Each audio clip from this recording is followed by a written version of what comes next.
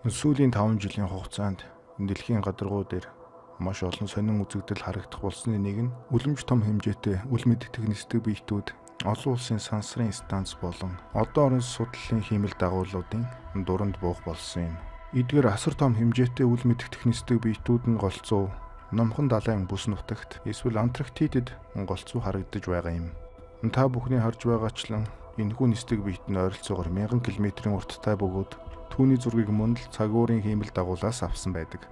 Эдгээр үлэмж том хэмжээтэй нисдэг биетүүд нь голцоо үүлэн дунд нуугдах эсвэл харагдахгүй байдлаар шилжих зэргээр хүмүүсийн нүднээс далд оршдог байна.